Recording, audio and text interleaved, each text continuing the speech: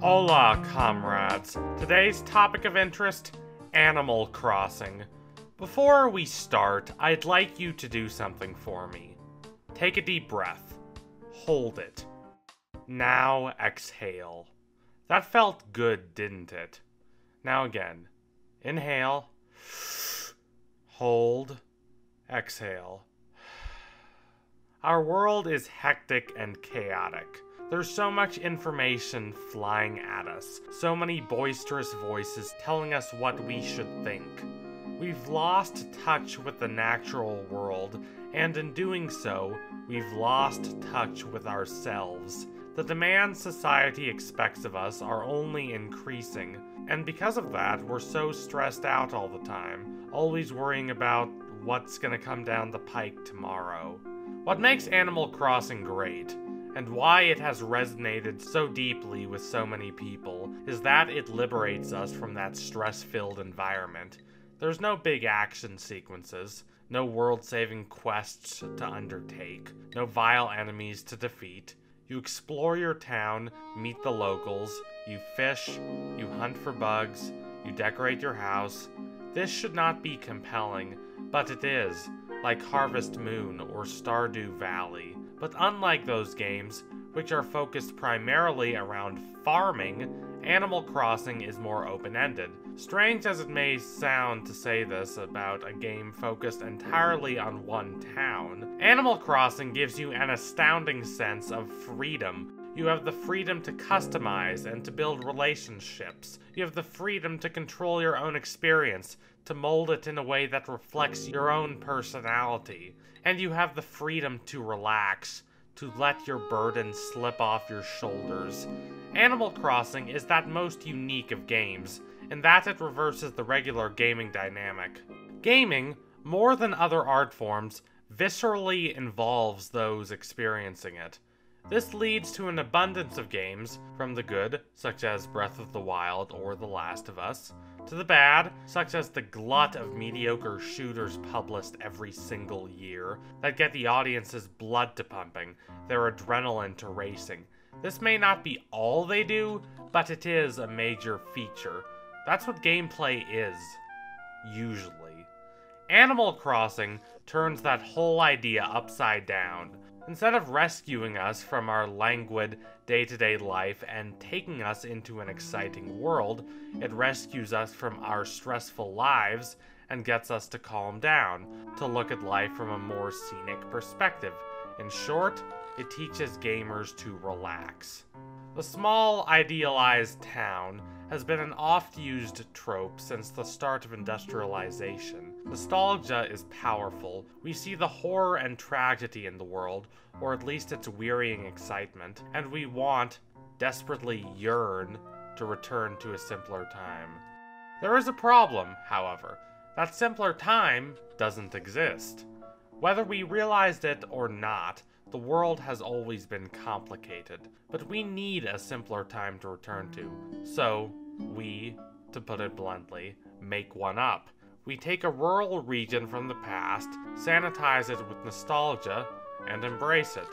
This can be deconstructed, as it is in Life is Strange or the works of David Lynch, but it usually is played straight, as it satisfies a basic human desire. Anything from The Lord of the Rings to Pokémon plays off this, but Animal Crossing is different. It indulges in this trope, bathes in it. In this town, you have no enemies. Most everyone is friendly, and even those that aren't are innocently grumpy rather than angrily disdainful. The objective here isn't to realistically portray a small town, but to give the player an enclave and haven that's disconnected from their own world.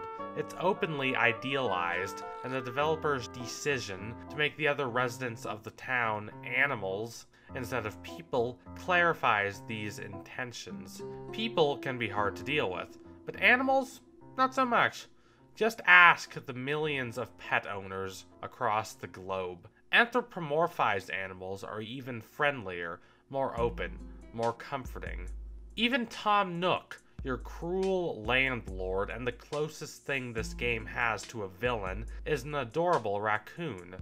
These self-consciously fantastic elements are what keep the game from getting old. To contrast, let's look at The Sims, which gives you ultimate power over your characters' lives, but there's no angle. It's just real life, except with everything about real life that's interesting, or unpredictable, or worthwhile, or evocative, drained out. And as such, it wears out quickly.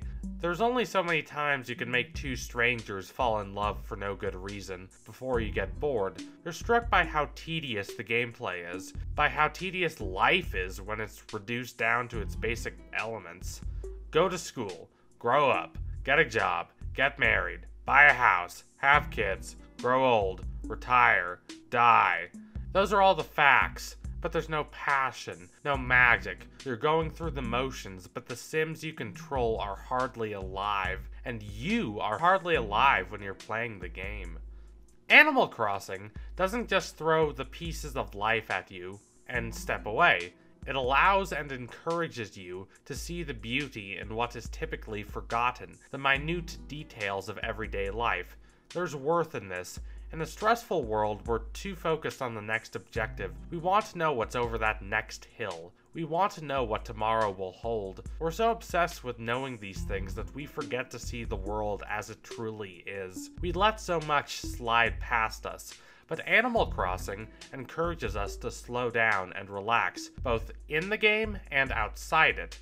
Animal Crossing may not radically change your worldview, but it can make you a healthier person emotionally, and that's why it resonates. Who would have thought that a franchise that represents such a break from gaming conventions would become such a big hit not just in Japan, but also in the action-loving, never-stop-moving fury of the West. Game after game that was focus grouped and based on market trends has been forgotten, but Animal Crossing keeps on chug-a-lugging along. Why?